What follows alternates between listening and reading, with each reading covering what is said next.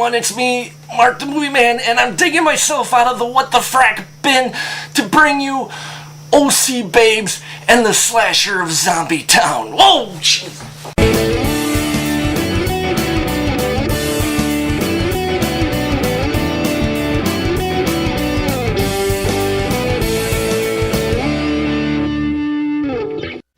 Yes, folks, it's me, Mark the Movie Man, and we're looking at OC Babes and the Slasher of Zombietown. It's a What the Frak edition, and let me tell you, folks, this movie had me going, what the fuck, man? Okay, this movie is about an hour and 15 minutes long, and that's way too long for this film. It's a handycam film, you know, it's shot off the shoulder, and one word of advice I have to the makers of this, it's called a tripod, okay?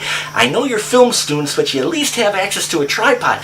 They don't use it in this film. Okay, what else they don't use is a lot of story. The credits, the opening credits, are about 9 minutes long, using a lot of voiceover from Night of the Living Dead, okay? And the credit sequence is another 7 minutes long, with a 4-minute music interlude in there, produced by the music produced by the guy who produced the film, okay?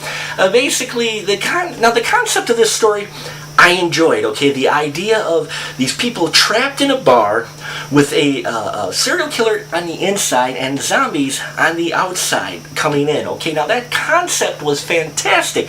The execution is awful in this film, okay?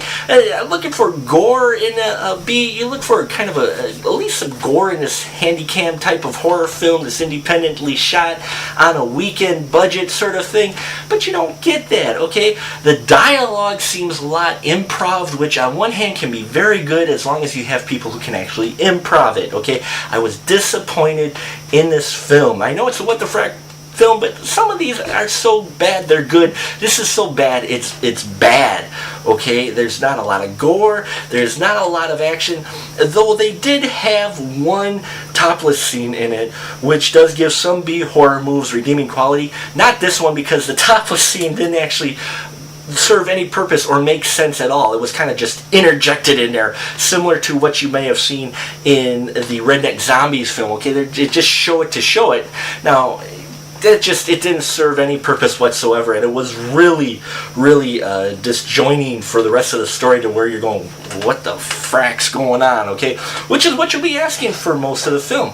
Now, there's supposed to be a twist ending at the end, but by this time you're sitting there going, dear Lord, just when is this movie going to end? It was an hour too long, and I know it was only like an hour and 15 minutes.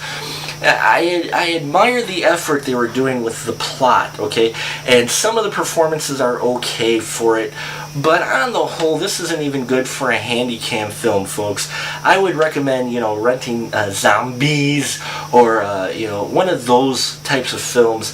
This one, it's a What the Frak avoid, okay? Don't rent it unless maybe it's a free rental and you've got nothing better to do for an hour and 15 minutes of your life. Sorry, folks, it's a little harsh, but it's true. That'll about do it for us here at the Final Cut. Until next time, keep your tickets up.